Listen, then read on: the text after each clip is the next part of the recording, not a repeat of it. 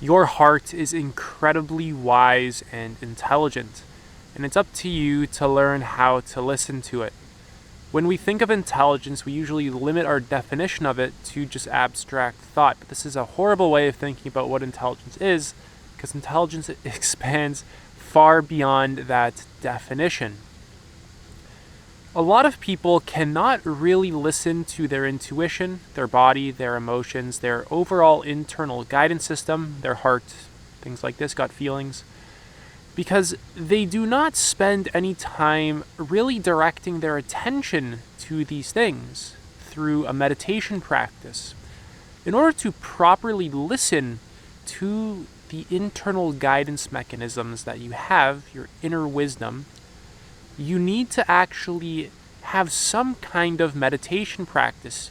And really, I want to define that in an even clearer way.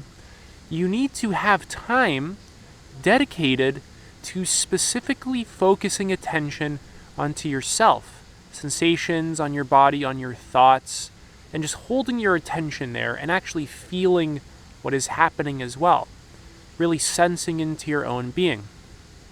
Because this is a skill, this is something that you actually have to work on and develop. It's kind of like if you want to have some large biceps, you actually need to go and do bicep curls. A person who does not intentionally focus on building their muscles isn't going to build their muscles. They're going to use their muscles, right, in their everyday life, picking up a plate, a fork, etc., moving objects, but they're never really going to develop their muscles.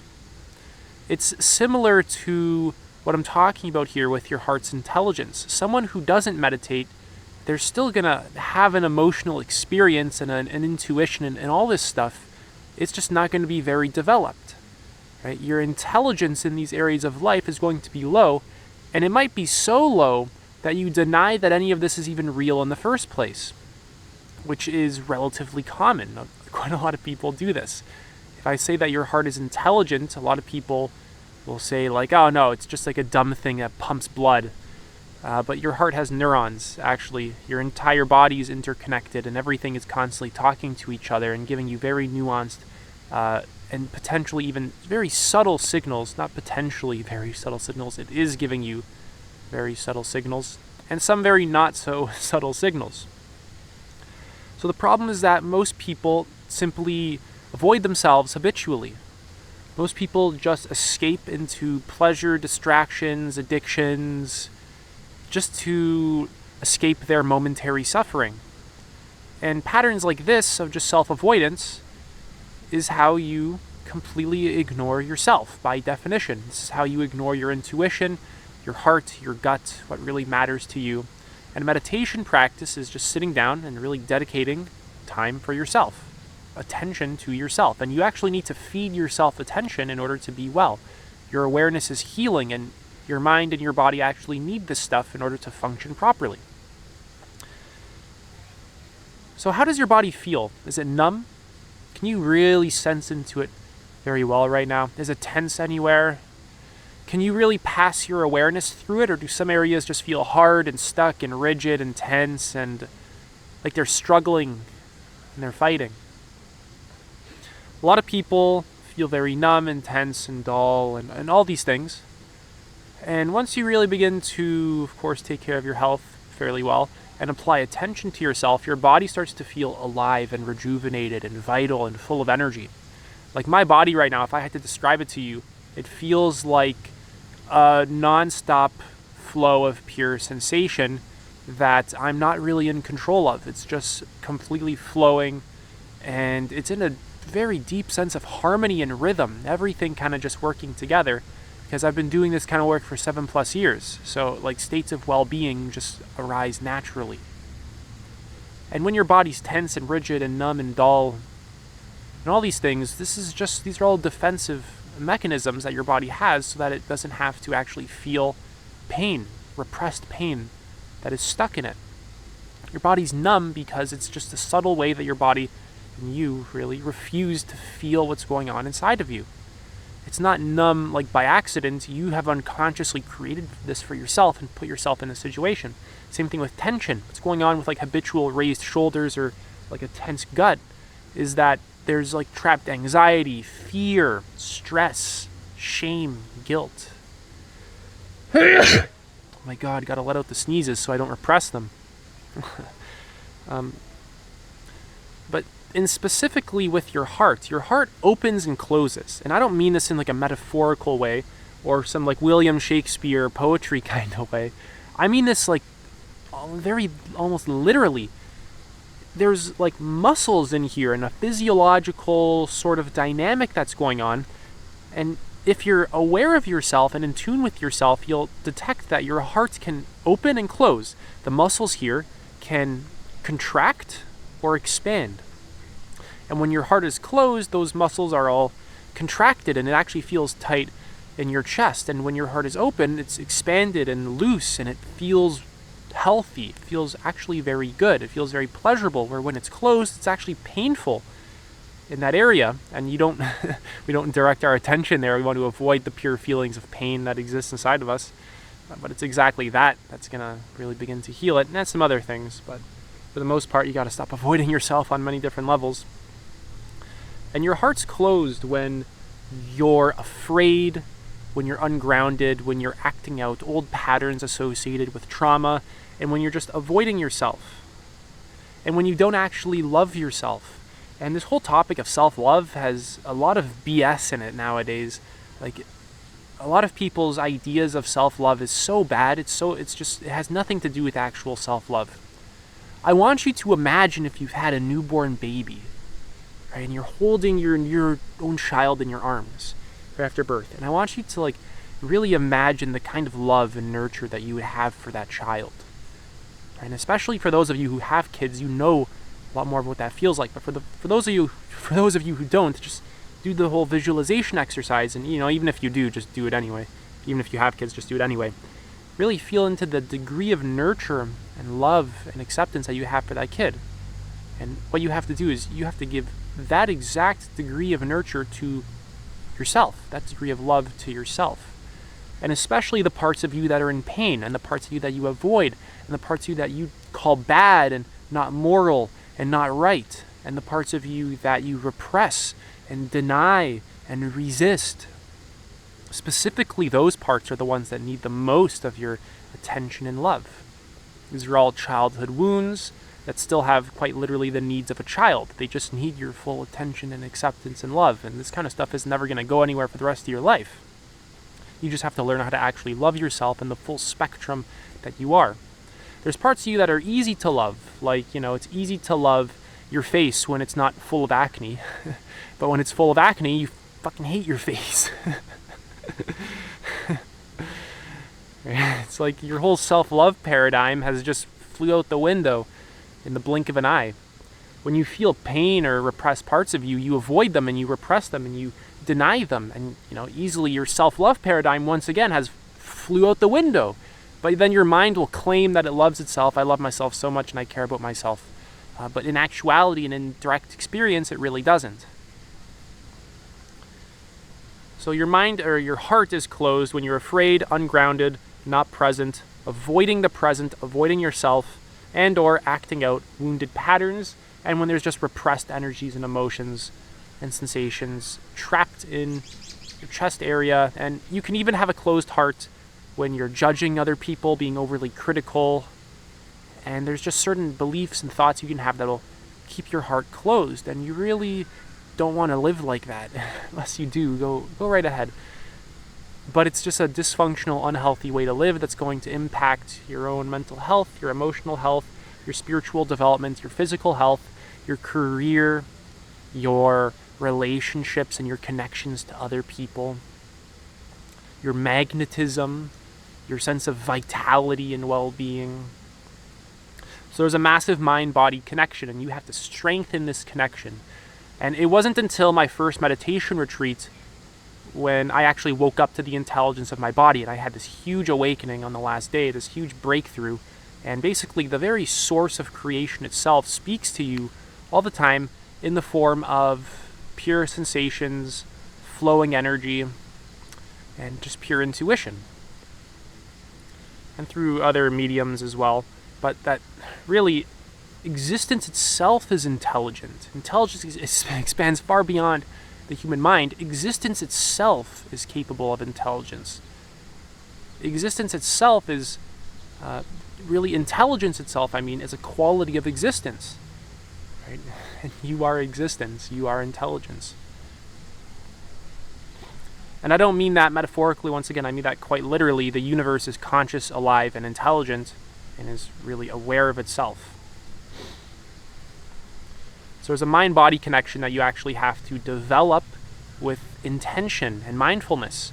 And for those of you who don't do that and don't have a daily meditation practice, you're not going to know what I'm talking about here, right? And I've been practicing this stuff for like 7+ years, so this is just like my lived experience at this point. And if I went back 7 years in time, right, a lot of things that I'm aware of now that are normal to me would seem like madness, would seem like almost crazy or like strange, or I would resist them. It would be, oh my God. Or they would just blow my mind. Whereas now it's just my lived experience. So healing past traumas through coaching, therapy, shadow work, mindfulness meditation, meditation retreats. Right? This is how you really begin to open up your heart. And there's a beautiful rabbit just eating some grass over there. It's absolutely amazing. Of course, trusting your heart and learning to listen to it is also going to help you with your decision-making skills. Because if you rely 100% on your logic to make all your decisions, which you already don't do that, first of all, that direction in life isn't actually going to serve you very well, because there's going to be a lot of parts of you that you're splitting off. They're going to be kind of trapped in your shadow. You're going to be avoiding them, and you're not really going to have a full integration of all the parts of you, the full spectrum of who you actually are. All levels of your being. You're just not going to be integrated. And this is going to impact everything. It's going to impact your whole decision-making process. And really, if you consider yourself to just be a purely rational person, first of all, there's no such thing. And second, if you don't have this emotional intelligence that I'm talking about, it's not like it's not there. It's just not developed. In the same way that you can have a bicep, but if you don't do bicep curls, you're not really going to get very jacked. Right? Your bicep is still there. It's just not developed. Right? You're still using it. It sucks. So you're still using your emotions. You're still using these things. It's just they're so undeveloped, and you're not properly listening to them. You don't really know what's going on, and then your mind just dominates your experience, and you're kind of just lost in these habitual thought loops and belief systems, and you're not very present or in tune with life whatsoever. You're not sensitive. And by sensitive, I mean like really aware of the experience you're having. You're just kind of operating on autopilot, mechanically going through it. And that's basically what your life is. So in order to actually open your heart, you need presence and awareness as well. This is just a fundamental component to it. And I talked to quite a lot of people in my one-to-one sessions, and I was speaking to a man a while ago who had a pretty closed heart, and that was one of his main concerns. And practically everyone struggles with this. And one of the core things that you have to be able to do if you want to open up your heart is to really commit yourself to being more present and surrendering to life now. This is essential. There's no open heart without spiritual awakening, without enlightenment, without a non-dual understanding of reality, which is something that therapists will not address, because most therapists aren't very conscious. It's hard to find a very good person to work one-to-one with. That's a very complicated thing. I'm not going to talk about it in this video. But there's no real healing without an understanding of ego, non-duality, oneness, consciousness, the shadow, and integrating all these things. There's just going to be parts of you that will remain split off. There's going to be parts of you that are going to just remain struggling, resisting, fighting, and unconscious for the rest of your life. And that'll manifest in the form of tensions or reactivity, closed heart, avoidance, repression, denial, projection, various things like this. So if you really want to start opening up your heart, give yourself the degree of love that I was talking about earlier to yourself and to your own wounds. Be your own parent. A lot of these wounds are just childhood wounds, and they're looking for mommy and daddy to make them feel better. And, now that you're an adult, you're doing that in the form of escaping into distractions and short form pleasures and sex and relationships, and you're unconsciously trying to make your partner mommy or daddy to take care of you. This is basically what's going on. This is like these parts of you are dictating a lot of your life. You're not aware of it, probably because you haven't spent a lot of time contemplating it, reading books on it, doing meditation retreats, having a daily meditation practice, speaking to a lot of people on this kind of stuff, really doing the work, really directing your attention to these things and holding it there. Right? Just like in the same way, if you're not directing your attention to your muscles and then working out, they're not going to get jacked. It's just not going to be there. It's the same thing with these sort of more like abstract sounding things that I'm talking about. Many of them aren't abstract. They're right there in your actual direct experience.